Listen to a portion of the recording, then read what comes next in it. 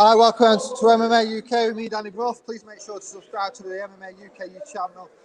Press the bell for notifications. It honestly makes such a difference to the whole team here at MMA UK. You can also find us on Twitter at We Are MMA UK, Instagram at MMA UK_Insta. Also like our Facebook page, MMA UK News. You can find loads of content on our website, MMAUK.net. You can even download the MMA UK News app, available on Android and iPhone, to get all the latest news on MMA, not just in the UK, but all around the globe. I'm down at Manchester Top Team, joined by Ibrahim. How's it going, mate? You okay? Yeah, not bad, brother. Yeah, some decent sparring going on. How are you finding it this morning? Yeah, no, I love it, man. Love it. Wait the whole week for this day. Saturday is my favourite day. It's your favourite day, yeah. Is there anyone in here you try to avoid? No. There's people who I try to make sure I get round to, who I know are going to push me. A couple of the wrestlers, I like to go with them because I know they're going to try and take me down and put me under a bit of pressure. So it's all good, though. Who do you think pushes you the hardest? Who do you know is going to bring it and you've got to really try your hardest? I know when I'm on my feet striking, I like to go with Malachi and Junior. They kind of take away my reach advantage. I'm used to being able to have a bit of reach advantage, use my jab and stuff. And they'll take that away because they're taller than me, longer than me. And when I'm wrestling, I love to go with any of the Russians, really. Farouk, Ibrahim, Magdi, all of them guys, they all put my grappling to the test. Nice. I believe you've got a fight coming up. Just want to tell us a little bit about that, where it is and who your opponent is. My opponent is Josh O'Connor. It's going to be on Budo. Like Barrow in Furnace? Yeah, that's right. That's the place. Looking forward to it. Looking forward to getting out there and putting myself to the test again. Yeah. I've just been asking a few other people about training camps. Don't see if anyone has a training camp. Just all years of training camp. Yeah, right. Yeah, kind of. I mean, it kind of started when I started training like in the daytime. That's when I felt the shift, and it was like year-round training camp. It was like every day was a tough session, and you're always just continually getting better. I think once I reach my peak fitness and I know what it's like, and maybe I'm a professional, then I can kind of say like, oh, I need to taper my training here and do this there. But at the moment, it's still a learning journey for me. So I'm here to absorb everything I can. What about nutrition? Do you have to change much a few weeks before? Do you do much of a weight cut? I don't cut too much. I walk around at like 74, 75, so my weight is pretty good. Nutrition, I like to eat healthy. I've got quite a sweet tooth, so it's a really big upward battle for me. But again, because I walk around at such a light weight, it's not really a problem for me in terms of weight cutting. But in terms of energy and stuff, when I'm training and stuff, it's always better when I eat my salads. And what's the worst thing you've been eating there? What do you put in your mouth when you think, it's a long list. It's a long list. Sweets are my killer though, like Sour Patch Kids, donuts, anything, man. Yeah. So what actually got you into MMA in the first place? I've kind of always done a little bit of martial arts as a whole, like a bit of kickboxing here, a bit of this there. And then I started training BJJ and I started loving grappling. And I kind of just naturally fell into it. I kind of just naturally wanted to get into MMA and start training. I've always been a follower of the UFC from as long as I can remember. Looking up like highlight videos on YouTube when I was too young to be able to buy pay-per-views and stuff like that. Just a lifelong hobby, really. How do you find yourself over at Manchester Top Team? Loving it, yeah. Loving it. Absolutely great team. Amazing coaching staff, amazing training partners, great atmosphere. What got you over here? What actually made you join? Instagram. I think I found them on Instagram, to be honest with you. Yeah. I found them on Instagram when they launched the first gym. This is the newer gym. When they launched the first gym, I found them on Instagram because I was trying to track down a good MMA gym to train at. And I was kind of looking all over the place. And I know that they were training out of All Powers. So I tried to go to All Powers, but by the time I got to All Powers, they'd already left, but they hadn't opened the new gym yet. So I was kind of going to All Powers every now and again. And then when they opened up properly here, posted online, I found them and came straight down. I'm going to put you on the spot here for the gym, mate. Okay. Who's the worst dancer? Worst dancer? Oh. Worst dancer?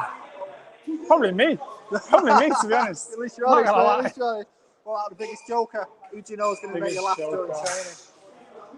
Malik always makes me laugh. Don't think everyone else gets his jokes though. Who are you finding? I won't word it as the best trainer, but who do you like to put you to one side and show you a few things? I think everybody's kind of added their own little thing to my game, so I don't know if I'd be able to pick one of the three. Like Carl's been like instrumental in like putting my footwork together and overall like pulling my game together. Aaron's like shown me incredible stuff in terms of grappling, and Lofty's kind of really developed my kicking game. So they've all got great value, great attributes. And what I've noticed, obviously, I train as well. Even just the normal fighters, the level's so high. Yeah. Everyone just helps each other anyway. Yeah. Like, you're learning off people who are supposed to just be a general fighter. Totally, and you get people coming from all over the UK. Coaches are just naturally. Totally, definitely.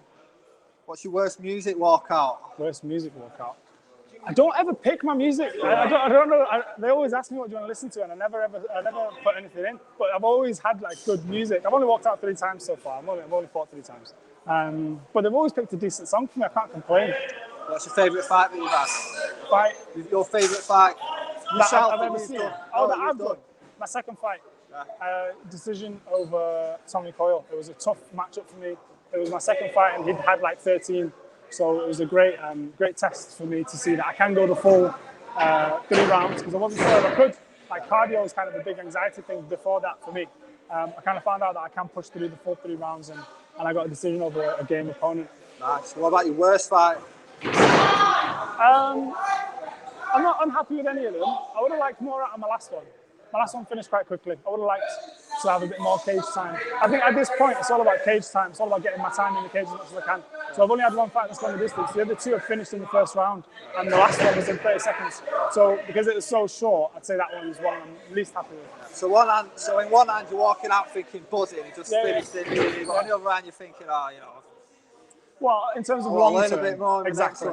Long term, I want to get the feel of the cage and understand what it's like to be in there for the full time. Yeah. If you could change any rules in MMA, what would you change?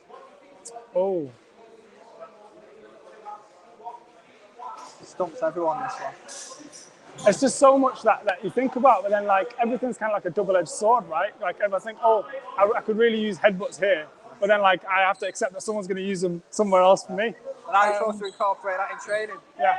I would probably change the timings, the round times, rather than like 3 3s for amateurs. If you just do like 1 9-minute round, because that's truer to what a fight is. There's no rounds in a fight. You just kind of go in there and do it. That makes sense. Yeah.